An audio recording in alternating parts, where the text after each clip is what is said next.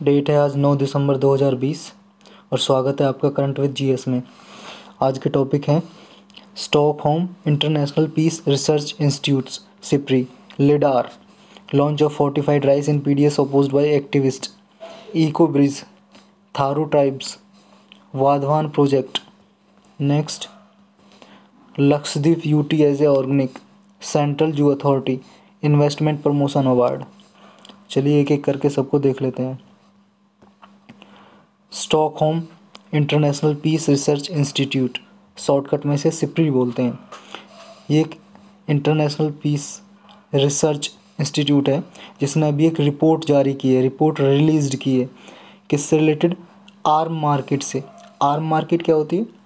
Arm का मतलब होता है हथियार, हथियार या वीपन्स, इंग्लिश में वीपन्स। तो आर्म मार्केट से अक्रॉस द वर्ल्ड कितनी आर्म मार्केट्स, कितना हथियार सेल हो रहा है, परचेज हो रहा है, उससे रिलेटेड है। ये रिपोर्ट अभी इशू की है, रिलीज़ की है। किसने? सिप्री ने। इसने क्या है कि यूएस ने, अमेरिका ने सबसे ज़्यादा वर्ल्ड में सबसे ज़्यादा आर्म हथियार बेचे हैं, सेल किए हैं। कितने? 61%। जितने टॉप 25 कंट्रीज़ थे जिसने हथियार बेचे हैं, वीपन्स आर्म्स वगैरह सेल किए हैं, उसमें 61% यूएसए ने बेचे हैं, अमेरिका ने बेचे हैं। और सेकंड नंबर पे चाइना ने 15.7%। और इसमें एक ख़ास बात और है कि यूनाइटेड स्टेट्स जो टोटल सेल है इसमें वो 8.5% टाइम्स तक इंक्रीज़ हुई है सेल। टॉप 25 कंट्रीज़ की जो सेल है 8.5% तक इंक्रीज़ हुई है। और टॉप 2 कौन से कंट्रीज़ हैं? ये US, China US biggest states हैं जो आर्म में स्पेंडिंग करते हैं, ग्लोबल स्पेंडिंग। लेकिन एक चीज़ ध्यान करने की है कि फॉर द फर्स्ट टाइम क्या है कि वेस्ट एशिया की एक कंट्रीज़ है, वेस्ट एशिया, कौन सी? यूएई, यूनाइटेड अरब अमीरात, उसकी एक कंपनी है एज, वो टॉप 25 में प्लेस बना पाई है। फर्स्ट टाइम में वेस्ट एशिया की कोई कंपनी आर्म बेचने में, हथियार बेचने में टॉप 25 में वेस्ट एशिया की पहली कंपनी है एज। कौन सी कंट्री की है? संयुक्त अरब अमीरात, यूनाइटेड अरब अमीरात। अब सिप्री के बारे में देख लेते हैं। इसमें सिर्फ इतना ही था कि आर्म की सेल हुई है, उस पर रिपोर्ट जारी की है, जिसमें टॉप 2 चाइना और यूएसए हैं और यूएई फर्स्ट टाइम पे कोई वेस्ट एशिया की कंट्री है, एज कंपनी है जिसने सेल किए हथियार, जो टॉप 25 में ही है। अब सिप्री क्या है? सिप्री है जी, आपने फुल फॉर्म तो देख ही लिया, Stockholm International Peace Research Institutes. ये कब एस्टेब्लिश्ड हुई थी? 1966 में। ये एक इंडिपेंडेंट इंटरनेशनल इंस्टीट्यूट है, याद रखना, इंडिपेंडेंट इंटरनेशनल इंस्टीट्यूट। जो क्या करता है? रिसर्च करता है। किसमें? आर्मामेंट्स में, आर्म्स कंट्रोल में, डिसआर्मामेंट में। डिसआर्मामेंट ये जी, आर्म मतलब वीपन्स, हथियार, और डिस मतलब एक तरह से अपोजिट इसका डिस्ट्रॉय करना। तो ये जो था, क्या एनालिसिस करता है ये कि जो भी डेटा कलेक्ट करता है आर्म पे, जो आर्म सेल होती है आर्मामेंट पे, डिसआर्मामेंट पे, उसकी एनालिसिस करता है उस डेटा की ये इंस्टीट्यूट। और जिससे क्या करता है फिर? एक रिकमेंडेशन देता है बेस्ड ऑन ओपन सोर्स। किसको? पॉलिसी मेकर्स को, रिसर्चर्स को, मीडिया को, इंटरेस्टेड पब्लिक को, जो भी कोई पब्लिक को डेटा चाहिए, एनालिसिस चाहिए। ये किसने एस्टेब्लिश किया था सिप्री को? स्वीडिश पार्लियामेंट ने। स्वीडन कंट्री है, उसके पार्लियामेंट ने एस्टेब्लिश किया था 1966 में। और इसे एनुअल फंडिंग कहाँ से आती है? पैसा कौन देता है कि भाई ये काम कर सके? ये स्वीडन की गवर्नमेंट एनुअल ग्रांट देती है इसे, स्वीडिश गवर्नमेंट। और कहीं से फंडिंग आती है इसकी? हाँ जी बिल्कुल। और भी जो अदर ऑर्गेनाइजेशन है वर्ल्ड में, रिसर्च करने के लिए, आर्म पे रिसर्च करने के लिए इसे फिनेंशियल सपोर्ट देती हैं, पैसा देते हैं, और भी स्वीडन गवर्नमेंट तो देती है और भी अदर ऑर्गेनाइजेशन भी देती हैं। इसमें इतना ही था। लिडार टेक्नोलॉजी, लिडार टेक्नोलॉजी समझते हैं क्या है।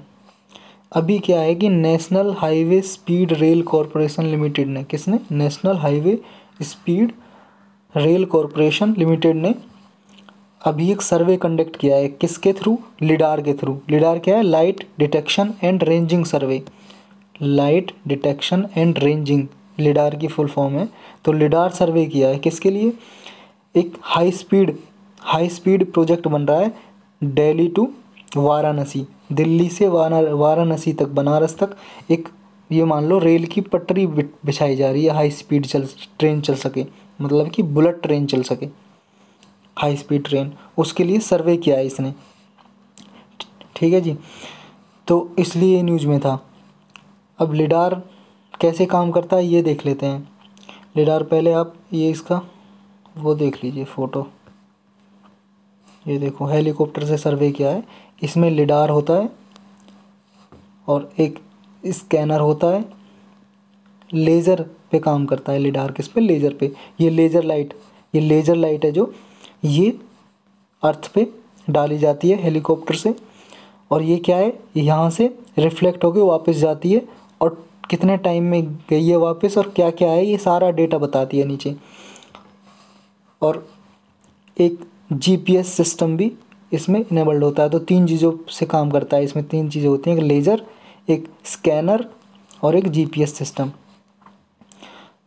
और ये क्या पहला है, ये देखो जी यहाँ पे लिखा हुआ है लेज़र, स्कैनर और स्पेशलाइज्ड जीपीएस रिसीवर होता है। इसमें 3 चीज़ें होती हैं।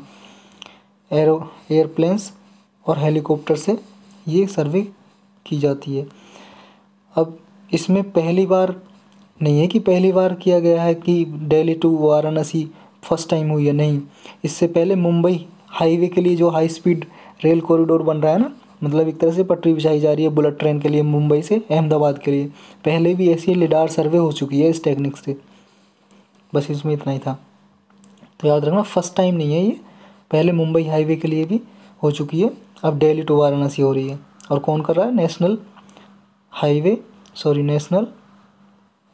देख लो आप, एक national high speed Rail Corporation limited, ये यहाँ पे लिखा है, ये रहा national high speed Rail Corporation limited. और किसने बोला इसे, मिनिस्ट्री ऑफ रेलवे ने, किसने, मिनिस्ट्री ऑफ रेलवे ने national high speed Rail corporation को। इतना ही था इसमें। नेक्स्ट आर्टिकल पे चलते हैं। नेक्स्ट आर्टिकल किससे रिलेटेड है, फोर्टिफाइड राइस से। अभी क्या है कि उड़ीसा गवर्नमेंट ने अभी प्रपोज रखा है, वो प्रिपेयर कर रही है लॉन्च करने के लिए फोर्टिफाइड राइस, किसमें, पीडीएस सिस्टम में। पीडीएस क्या होता है जी, ये होता है public distribution system, public distribution system.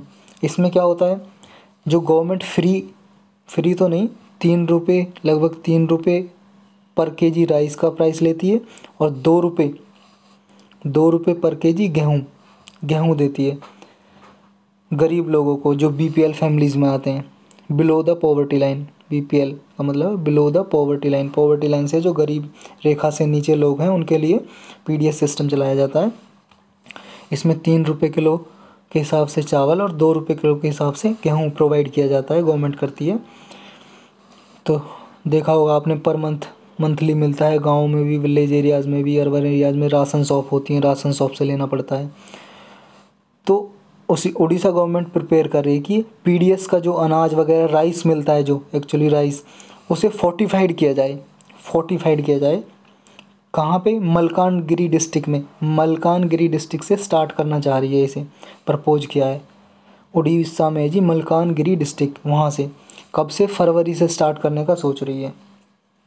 किस लिए, ताकि जो फूड में जो सफिशिएंट न्यूट्रिशनल वैल्यू हो सके, मतलब जैसे विटामिन्स वगैरह और मिनरल्स वगैरह एक्स्ट्रा डाला जा सके इस राइस में, इसलिए इसे कर रही है। लेकिन क्या है कि एक्टिविस्ट, जो 100 एक्टिविस्ट, मोर देन 100 एक्टिविस्ट, 100 से भी ज़्यादा एक्टिविस्ट का मतलब है जी समाज जो समाज कल्याण के लिए, भलाई के लिए काम करते हैं, एक्टिविस्ट उन्हें बोलते हैं। जिस 100 से भी ज़्यादा एक्टिविस्ट इसका अपोज कर रहे हैं। अपोज क्यों कर रहे हैं? वो कह रहे हैं कि इसमें विटामिन सी और कैल्शियम डाला जा रहा है राइस में, मतलब फोर्टिफाइड में करके राइस में विटामिन सी और कैल्शियम ऐड किया जा रहा है। वो कह रहे हैं विटामिन सी और कैल्शियम तो ऑलरेडी नेचुरल फूड में अवेलेबल है, तो इसकी कोई ज़रूरत नहीं है। और विटामिन सी एक वाटर सॉल्युबल विटामिन है, और ये राइस को अगर हम धोएंगे पकाने से पहले तो विटामिन सी तो वैसे ही निकल जाएगा धोने से। अब ये वाटर सॉल्युबल जान लो एक बार आप।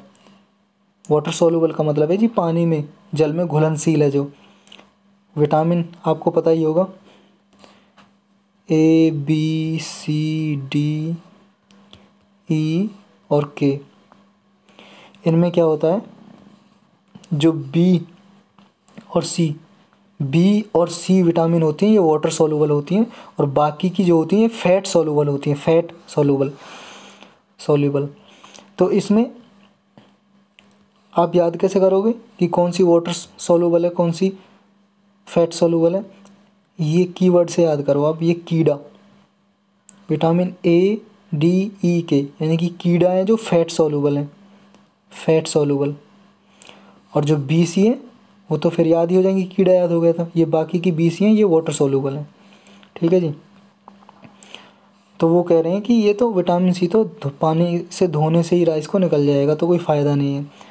और जो टैक्स पेयर की जो मनी है फोर्टिफाइड करने में वेस्ट कर रहे हैं इसे, ये आर्गूमेंट कर रहे हैं एक्टिविस्ट। अब फूड का फोर्टिफिकेशन कैसे होता है? WHO की गाइडलाइंस है जी, world health organisation, united nation की स्पेशलाइज एजेंसी है वर्ल्ड हेल्थ ऑर्गेनाइजेशन। उसने कहा है फूड फोर्टिफिकेशन का मतलब है कि जब जो असेंशियल माइक्रो न्यूट्रिएंट्स, यानी कि जो विटामिन्स मिनरल्स होते हैं शरीर के लिए आवश्यक, किसी फूड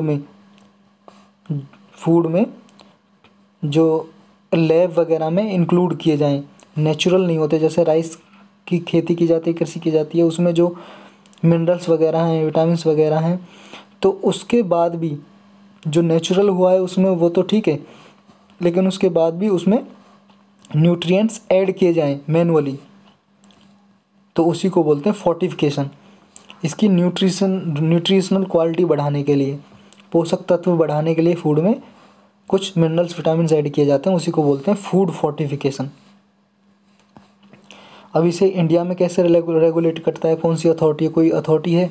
हाँ जी, एक अथॉरिटी है, food safety standard authority of India, जो इस फूड फोर्टिफिकेशन को रेगुलेट करती है।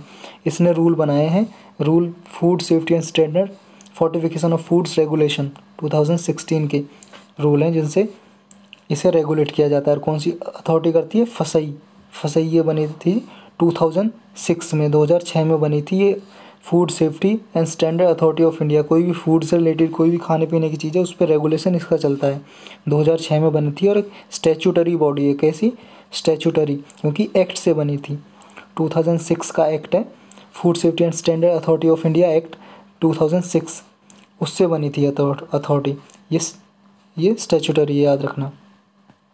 और इंडिया का एक स्ट्रेटजी और है, नेशनल न्यूट्रिशनल स्ट्रेटजी, जो 2017 में बनाई थी। क्या? National nutritional strategy. ये क्या करती है? ये भी फूड फोर्टिफिकेशन से इसने भी रूल्स जारी किए हैं। इसमें क्या था कि जो पर्सन्स में एनीमिया और विटामिन ए की कमी हो गई थी, उसकी डेफिशिएंसी को रिड्यूस करने के लिए ये स्ट्रेटजी बनाई गई थी। स्पेशली किस किस के लिए? एनीमिया, विटामिन ए और आयोडीन डेफिशिएंसी को। बस इतना ही था इसमें। नेक्स्ट आर्टिकल क्या है? Eco bridge. अभी क्या है, रामनगर फॉरेस्ट डिवीज़न है उत्तर प्रदेश में, उत्तराखंड में नैनीताल डिस्ट्रिक्ट में। उसने यहाँ का उत्तराखंड का ये फर्स्ट, इस डिवीज़न ने, फॉरेस्ट डिवीज़न है उत्तराखंड ने नहीं, इस फॉरेस्ट डिवीज़न का फर्स्ट इको ब्रिज बनाया है इसने, रेप्टाइल्स के लिए और मैमल्स के लिए। रेप्टाइल्स कौन होते हैं? जो क्या करते हैं, इनके पैर नहीं होते, पेट से चलते हैं। जैसे सांप होता है ना, स्नैक होता है, तो ये इन्हें रेप्टाइल्स बोलते हैं। जो पेट के बल चलते हैं, पैर नहीं होते जिनके, रेप्टाइल्स। और मैमल्स तो आप जानते होंगे। तो ये इको ब्रिज क्या है, एक बार देख लो आप, ये है इको ब्रिज। मतलब क्या है कि रोड है, ये रोड है और ये फॉरेस्ट है, इधर भी फॉरेस्ट है, इधर भी फॉरेस्ट है। तो क्या है कि अगर मान लो सांप, स्नैक वगैरह या रोड से होके जाएंगे, या बंदर, मंकीज़ वगैरह रोड से जाएंगे, तो यहाँ पे जो व्हीकल्स चल रहे हैं, वाहन चल रहे हैं, सवारी, उनसे उनके मरने का खतरा होता है। इसके लिए इन्हें बचाने के लिए ये इको ब्रिज बना दिए जाते हैं ऐसे ऊपर से। तो क्या है कि जो रेप्टाइल्स हैं या मंकी वगैरह हैं, यहाँ से आराम से जा सकते हैं। देखो जैसे आप नेक्स्ट पिक्चर में देखो, ये मंकी ये जा रहा है यहाँ से, ये ब्रिज बना हुआ है इको ब्रिज, ये यहाँ से चढ़ के इधर से चला है, सेफली चला जाएगा, और जो नीचे सवारी है, वाहन है, कोई भी व्हीकल्स, वो आराम से निकल जाएगा। तो ये कॉन्फ्लिक्ट ना हो, इनकी जान बचाने के लिए ये इको ब्रिज बनाए जाते हैं। किसके लिए, ये देखो monkey, squirrels and other species के लिए, स्क्वेरल्स मतलब गिलहरी के लिए, या आ जा सकें। और ये इस क्या है कि ये ज़रूरी नहीं है और ऊपर से ही बनाए जाएँ, ये अंडरपास भी बनाए जा सकते हैं। जैसे ये रोड है, उसके अंडरपास मतलब नीचे से सुरंग खोद के नीचे से भी बनाया जा सकता है। और ये लिखा है इसमें, वाई इको ब्रिज मैटर, मतलब जो क्या है, कनेक्टिविटी एनहांस करने के लिए, सेफली उन्हें बचाने के लिए बनाए जाते हैं। और कुछ नहीं है, बस इतना ही था इसमें। थारू ट्राइब क्या है, थारू ट्राइबल्स, ये हैं जी थारू ट्राइबल्स, थारू जनजाति के लोग। ये थारू जनजाति के लोग हैं। कहाँ कहाँ पे मिलते हैं ये यूपी, बिहार, उत्तराखंड और नेपाल, इन बॉर्डर पे हैं। मतलब जो हमारे स्टेट हैं, उत्तराखंड, यूपी और बिहार और नेपाल में ये बॉर्डर है, इस एरियाज़ में रहते हैं। इसको कहते हैं तराई बेल्ट, तराई फॉरेस्ट। तो यहाँ पे ये रहते हैं थारू। अभी न्यूज़ में क्यों है, क्योंकि इनके कल्चर को प्रमोट करने के लिए, इन्हेंस करने के लिए, प्रमोट करने के लिए इनकी कल्चर को उत्तर प्रदेश गवर्नमेंट ने एक योजना चलाई है, इनको, इनके कल्चर को प्रमोट करने के लिए, इसलिए ये न्यूज़ में थे, थारू ट्राइब। ये क्या करते हैं कि जो घास होती है ना, ग्रास, उससे इनके मकान बने होते हैं, मतलब झोपड़ियाँ, ट्रेडिशनल झोपड़ियों में रहते हैं, हट्स, ट्रेडिशनल हट्स में रहते हैं जो ग्रास की बनी होती हैं। और फॉरेस्ट में से कलेक्ट करते हैं ये घास वगैरह, तो हट्स वगैरह में ही रहते हैं अभी ये कहाँ पे रहते हैं मैंने बता ही दिया, तराई बेल्ट में, लोलैंड, शिवालिक की पहाड़ियाँ जहाँ पे, लोअर हिमालयाज़ भी बोलते हैं शिवालिक को, वहाँ पे रहते हैं ये फॉरेस्ट में। और एग्रीकल्चर करते हैं ये, खाने पीने के लिए क्या करते हैं क्रॉप कल्टीवेशन, एग्रीकल्चर, खेती। ये क्या है, कौन से रिलीजन से ये बिलोंग करते हैं, ये थेरावाद, बुद्धिज़्म की जी 3 ब्रांच हैं मेनली। एक तो महायान और तीसरी थेरावाद। जैसे मुस्लिम रिलीजन है उसमें जैसे शिया सुन्नी है ना, 2 शिया और सुन्नी, ऐसी बुद्धिज़्म में भी 3 ब्रांच हैं मेन। एक तो महायान, हिनायन और थेरावाद। तो ये थेरावाद बुद्धिज़्म से बिलोंग करते हैं, ये धर्म से, ये याद रखना। इंडिया नेपाल में रहते हैं, मैंने पहले ही बता दिया, इंडिया नेपाल दोनों में। और इंडिया में कहाँ पे, उत्तराखंड, यूपी, बिहार में रहते हैं। और एक ख़ास बात याद रखना, इस ट्राइब में वुमेंस को भी प्रॉपर्टी राइट दिए जाते हैं, मतलब वुमेंस के नाम पे भी, लड़की या औरत के नाम पे भी प्रॉपर्टी होती है। जैसे मोस्टली नॉर्थ इंडिया में क्या होता है, बहुत कम वुमेंस के नाम पे प्रॉपर्टी होती है। तो लेकिन थारू वुमन मतलब प्रॉपर्टी राइट भी है इनके पास। बस यही था इसमें। अगला है Vadhavan port project. Vadhavan port project क्या है, वाधवान पोर्ट बनाया जा रहा है अभी कहाँ पे, मुंबई है ना जी, जो मुंबई, उसके नॉर्थ साइड में वाधवान पोर्ट बनाया जा रहा है। पोर्ट क्या होते हैं, पोर्ट को बोलते हैं बंदरगाह, हिंदी में बंदरगाह। जैसे बंदरगाह, जैसे ये कोस्ट लाइन है हमारी इंडिया की, ये गुजरात है, ठीक है, ये इंडिया है, ये कोस्ट लाइन है, यहाँ पे ओशियन से। तो यहाँ पे क्या करते हैं हम, एक इंफ्रास्ट्रक्चर बना देते हैं। किस लिए? मान लो कहीं विदेश से कोई माल आ रहा है, गुड्स आ रही हैं, कॉमोडिटीज़ आ रही हैं, कोई भी, तो यहाँ पे उतार लेते हैं उन्हें, फिर यहाँ से पूरे कंट्री में ट्रक्स वगैरह, ट्रक्स या टेम्पो द्वारा डिस्ट्रीब्यूट होते हैं पूरे कंट्री में। तो यहाँ पे जगह जगह पोर्ट बनाए हुए हैं इंडिया ने। और ऐसा नहीं है जो यहाँ से हमें एक्सपोर्ट करना है दूसरी कंट्रीज़ में, वो भी तो पहले पोर्ट पे आएगा, बंदरगाह पे, यहाँ पे स्टोर होगा, फिर आगे ट्रांसफ़र होएगा शिप से। पानी की जहाज़ें आती हैं, यहाँ पे सामान उतारती हैं और फिर डिस्ट्रीब्यूट होता है। तो ये इन्हें बोलते हैं बंदरगाह या पोर्ट। तो वाधवान पोर्ट अभी 13 मेजर पोर्ट कितने इंडिया के? अभी 12 पोर्ट हैं, 12 बंदरगाह हैं, और ये 13वां बनाया जा रहा है वाधवान पोर्ट। कार्गो हैंडलिंग के लिए, कार्गो हैंडलिंग का मतलब है जी वही, कार्गो सामान को ही बोलते हैं, सामान को। यहाँ पे शिप्स वगैरह आएंगी, वेसल्स वगैरह, उसके हैंडलिंग के लिए बनाया जा रहा है, कैपेबिलिटी इंक्रीज़ करने के लिए। सेंट्रल गवर्नमेंट ने एक सागर इनिशिएटिव लॉन्च किया था, किस लिए? कोस्टल लाइन पे, इंडिया की कोस्टल लाइन पे कनेक्टिविटी बढ़ाई जाए और ट्रांसपोर्टेशन अच्छे से किया जाए। तो उसके अंदर ये प्रोजेक्ट लॉन्च किया जा रहा है, बनाया जा रहा है, Vadhavan project, Vadhavan port project. किसके अंडर? सागरमाला इनिशिएटिव के अंदर। सागरमाला इनिशिएटिव किससे रिलेटेड है? इंडिया की कोस्ट लाइन के आसपास कनेक्टिविटी इंक्रीज की जाए। सेंट्रल गवर्नमेंट ने एक योजना, इनिशिएटिव लॉन्च किया था सागरमाला नाम से, याद रखना। और एक पोर्ट में क्या होगा? डेडिकेटेड रोल और रेल सर्विस भी होंगी,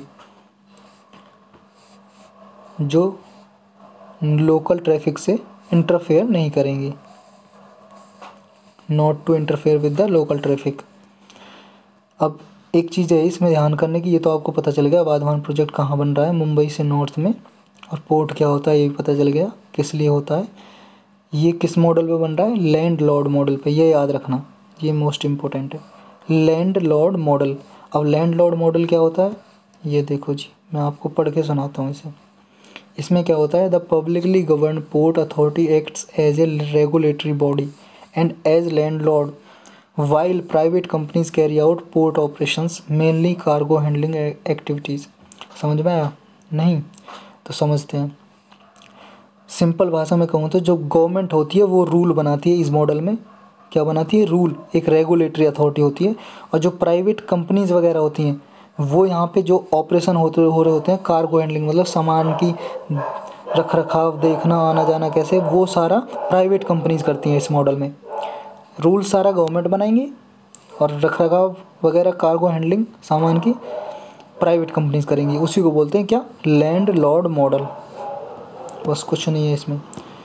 न्यूज़ में इसलिए आया अभी क्योंकि जो महाराष्ट्र में धानू विलेज वहाँ के लोगों ने इसका अपोज कर रहे हैं कि वाधवान पोर्ट को मत बनाओ। क्यों कह रहे हैं? क्योंकि यहाँ पे जो इन्वायरमेंट है, हमारे जो फॉरेस्ट या खेत वगैरह हैं, हमारी जो लाइवलीहुड है, इससे अफेक्ट होगी, उसके लिए हानिकारक है ये, इसे मत बनाओ यहाँ पे, इसलिए अपोज कर रहे थे।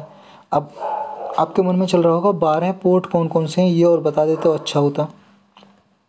ठीक है, आप कह रहे हो तो बता देते हैं। ये देखो जी, 12 पोर्ट, ये 13वां वाधवान 13वां पोर्ट बन रहा है। 13 पोर्ट याद रखना। मेजर पोर्ट, माइनर पोर्ट तो बहुत सारे हैं इंडिया के, मेजर पोर्ट 12 है और ये 13 बन रहा है वाधवान। और 12 अदर पोर्ट कौन कौन से हैं ये हैं जी, देख लो एक बार। याद कैसे करोगे? ऊपर से नीचे याद करो। देखो ये कोलकाता है, एक पोर्ट कोलकाता पोर्ट है, दूसरा पारादीप, तीसरा विशाखापट्टनम, चौथा एन्नोर, चेन्नई, 6 तूतीकोरिन पोर्ट, कोची पोर्ट केरल में, मैंगलोर पोर्ट ये कर्नाटक में, मारमुगुआ या मोरमुगुआ पोर्ट ट्रस्ट, मोरमुगुआ ये गोवा में है, और मुंबई और ये Jawaharlal Nehru port terminal, JNPT बोलते हैं, जवाहरलाल नेहरू पोर्ट टर्मिनल। इसे नहावा सेवा भी बोलते हैं, याद रखना, नहावा सेवा JNPT को, जवाहरलाल नेहरू पोर्ट मुंबई पोर्ट, और एक कांडला पोर्ट गुजरात में। ठीक है जी, याद रहेंगे। कोलकाता वेस्ट बंगाल में, पारादीप उड़ीसा में, विशाखापत्तनम आंध्र प्रदेश में, एन्नूर चेन्नई, तूतीकोरिन चेन्नई ये तमिलनाडु में, कोच्चि केरल में, मैंगलोर कर्नाटक में, मार्मू गोवा में, और जवाहरलाल नेहरू मुंबई कहाँ पे, महाराष्ट्र में। और यहीं पे मुंबई से नॉर्थ में बन रहा है कौन सा, Vadhavan project, Vadhavan port project. और ये 13 ये कांडला हो जाएगा। ये था जी बस इसमें। नेक्स्ट क्या है, लक्षद्वीप को अभी organic 100% organic union territory launch किया। ये फर्स्ट यूनियन टेरिटरी है, फर्स्ट केंद्र शासित प्रदेश है, फर्स्ट यूनियन टेरिटरी लक्षद्वीप, जिसे 100% ऑर्गेनिक डिक्लेयर किया है। किसने, मिनिस्ट्री ऑफ एग्रीकल्चर ने। याद रखना, इससे पहले एक स्टेट भी हो चुका है सिक्किम फुली ऑर्गेनिक, लेकिन ये लक्षद्वीप पहली यूनियन टेरिटरी है जो 100% ऑर्गेनिक डिक्लेयर की गई है। क्यों, ऑर्गेनिक का क्या मतलब होता है, ऑर्गेनिक का मतलब होता है कि जब जो खेती करते हैं, कृषि करते हैं, एग्रीकल्चर या क्रॉप कल्टीवेशन करते हैं, जो बिना केमिकल फर्टिलाइज़र और पेस्टिसाइड, बिना केमिकल फर्टिलाइज़र और पेस्टिसाइड के हो, without the use of synthetic fertiliser और पेस्टिसाइड। मतलब फिर किससे हो, उसमें गोबर की खाद, गाय भैंस के गोबर डंग होता है जो, वो ही डाली जाए बिना पेस्टिसाइड और फर्टिलाइज़र के हो, केमिकल फर्टिलाइज़र पेस्टिसाइड, उसे ऑर्गेनिक एग्रीकल्चर बोलते हैं। ठीक है जी, इसके लिए ये इसे अब क्या है कि इसमें बिना लक्षद्वीप में बिना सिंथेटिक फर्टिलाइज़र या पेस्टिसाइड के कृषि होती है पूरे यूनियन टेरिटरी में, इसलिए इसे 100% ऑर्गेनिक डिक्लेयर किया है। इससे पहले सिक्किम स्टेट था, उसे भी कर दिया है, लेकिन फर्स्ट स्टेट कौन सा होगा ऑर्गेनिक, सिक्किम। और अगर फर्स्ट यूटी पूछें तो लक्षद्वीप। किसने डिक्लेयर किया है, मिनिस्ट्री ऑफ एग्रीकल्चर ने इसे ही। अब ये जान लेते हैं ये लक्षद्वीप यूनियन टेरिटरी के बारे में कुछ। इसमें 36 आइलैंड होते हैं, मतलब हैं 36 आइलैंड से मिलके बनी हुई है ये। और क्या है, 12 अटोल्स हैं। अटोल क्या होते हैं अभी दिखाऊंगा आपको। रीफ्स वगैरह हैं इसमें। और इसकी कैपिटल क्या है, लक्षद्वीप की कैपिटल कावारत्ती। ये देख लो आप, ये जी अटोल क्या है, इसके आसपास ये पानी है, समुद्र, और ये बीच में ये रीफ बनी हुई है, कोरल रीफ होती है जी, कोरल रीफ।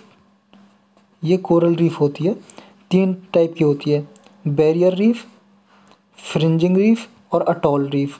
ये अटोल राउंड होती है। ये कोरल रीफ बनती कैसे, कोरल ओशियंस में कोरल पॉलिप्स होते हैं, कोरल पॉलिप्स होते हैं। तो ये कैल्शियम कार्बोनेट के बने होते हैं। किसके, कैल्शियम कार्बोनेट के बने होते हैं। कैल्शियम कार्बोनेट जब ये मर जाते हैं ना, ये इकट्ठे से हो जाते हैं, एक जगह पहाड़ सा बन जाता है इनका। देखो ये ऐसे दिखाई देते हैं आपको, ये जो दिखाई दे रहे हैं ना, कोरल रीफ्स हैं ये। तो इनसे फिर क्या है, सरफेस बन जाता है। तो ऐसे ही पूरा लक्षद्वीप है, ऐसे ही बना हुआ है कोरल रीफ्स पे। किससे बना हुआ है, कोरल रीफ से, याद रखना। और अटोल 12 अटोल रीफ्स हैं इसमें। इतना ही था इसमें। 2 न्यू जूज, अभी सेंट्रल गवर्नमेंट ने क्या है कि 2 चिड़ियाघर नए डिक्लेयर किए हैं। चिड़ियाघर को जू बोलते हैं। कौन कौन से, एक तो राजगीर जू, कहाँ पे, नालंदा बिहार में। दूसरा शहीद अशफाकुल्ला खान प्राणी उद्यान, ये कहाँ पे, गोरखपुर डिस्ट्रिक्ट यूपी में, उत्तर प्रदेश में। किसने डिक्लेयर किए, सेंट्रल जू अथॉरिटी ने। सेंट्रल जू अथॉरिटी कौन डिक्लेयर करती है, मतलब ये फाइनल अथॉरिटी है जो परमिशन देती है कि हाँ ये जू बनाए जाएं, अप्रूव्ड ये करती है सेंट्रल जू अथॉरिटी। अब ये सेंट्रल जू अथॉरिटी के बारे में थोड़ा जान लेते हैं। सेंट्रल जू अथॉरिटी क्या है, ये वाइल्ड लाइफ प्रोटेक्शन एक्ट है ना 1972 का, उससे बनाई गई थी, उसके सेक्शन 38A से। कौन से एक्ट से, ये एक्ट बहुत बार पूछते हैं, याद रखना, वाइल्ड लाइफ प्रोटेक्शन एक्ट 1972। और कौन से सेक्शन से, सेक्शन 38A से बनाई गई थी सेंट्रल जू अथॉरिटी। अब जब ये एक्ट से बनी तो स्टैट्यूटरी बॉडी होगी, बिल्कुल हाँ, ये एक स्टैट्यूटरी बॉडी है जो किसके अंडर काम करती है, मिनिस्ट्री ऑफ इन्वायरमेंट के अंडर। किसके अंदर, ministry of environment and forest climate change के अंडर ये काम करती है, उसके नीचे काम करती है। और इसके में एक चेयरमैन होता है, 10 मेंबर होते हैं, एक मेंबर सेक्रेटरी और होता है। चेयरमैन कौन होता है, इनका इन्वायरमेंट मिनिस्टर ही इसका चेयरमैन होता है सेंट्रल जू अथॉरिटी का। याद रखना कौन होता है चेयरमैन, इन्वायरमेंट मिनिस्टर ही सेंट्रल जू अथॉरिटी का चेयरमैन होता है। बस इसमें इतना ही था। चलते हैं अपने नेक्स्ट टॉपिक पे। नेक्स्ट टॉपिक क्या है, इन्वेस्टमेंट प्रमोशन अवार्ड 2020। ये इन्वेस्टमेंट प्रमोशन अवार्ड अभी दिया है किसने, अंकटाड ने। अंकटाड क्या है, यूनाइटेड नेशन की एक स्पेशलाइज्ड एजेंसी है, United nation commission for trade and development, इसकी फुल फॉर्म है United nation commission for trade and development. UNCTAD ने इन्वेस्ट इंडिया को दिया है। किसको, इन्वेस्ट इंडिया एक एजेंसी है, इसके बारे में बाद में जानेंगे। इन्वेस्ट इंडिया को दिया है। इन्वेस्ट इंडिया क्या है, नेशनल इन्वेस्टमेंट प्रमोशन एजेंसी है इंडिया की। मतलब ये इन्वेस्टमेंट को प्रमोट करती है कि लोग ज़्यादा से ज़्यादा इन्वेस्ट करें, ज़्यादा से ज़्यादा पैसा लगाएं बिजनेस में, उसको प्रमोट करती है। तो 2020 का इन्वेस्टमेंट प्रमोशन अवार्ड किसने दिया है, अंकटाड ने दिया है। किसको दिया है, इन्वेस्ट इंडिया को दिया है, इन्वेस्ट इंडिया को। ये बात याद रखनी है इसमें। और इसके बारे में देख लेते हैं, इसमें यही है बस। इससे पहले हाँ ये देख लो कि इससे पहले जर्मनी, साउथ कोरिया और सिंगापुर को ये मिला था अवार्ड जो अंकटाड का। अब इन्वेस्ट इंडिया क्या है ये जान लेते हैं। बहुत छोटा सा लग रहा है ना, दिखाई तो दे रहा होगा, बड़ा कर लें, थोड़ा बड़ा कर लेते हैं इसे। ये देखो इन्वेस्ट इंडिया क्या है, 2009 में सेटअप किया था इसे। कब बनाया था इन्वेस्ट इंडिया को, 2009 में। ये एक नॉन प्रॉफिट वेंचर है, नॉन प्रॉफिट एजेंसी है। किसके अंडर काम करती है, department for promotion of industry and internal trade. और ये डिपार्टमेंट किसके अंदर आता है, ministry of commerce and industry. दो बात याद रखनी है, कब बनी थी, 2009 में बनी थी। और किसके अंडर काम करती है, ministry of commerce and industry. Commerce and industry जो मंत्रालय है उसके अंदर काम करती है। उसके अंदर भी एक डिपार्टमेंट आता है, कौन सा, ये DPIIT, इसकी फुल फॉर्म क्या है, department for promotion of industry and internal trade के अंडर काम करता है ये एजेंसी। नॉन प्रॉफिट है, याद रखना। इन्वेस्ट इंडिया तो 2009 में बनाई गई थी। आज के लेक्चर में सिर्फ इतना ही था। थैंक्स फॉर वॉचिंग, बहुत बहुत धन्यवाद आपका देखने के लिए। तो कल मिलेंगे, कल तक के लिए अगले टॉपिक के लिए वेट करो। Thank you.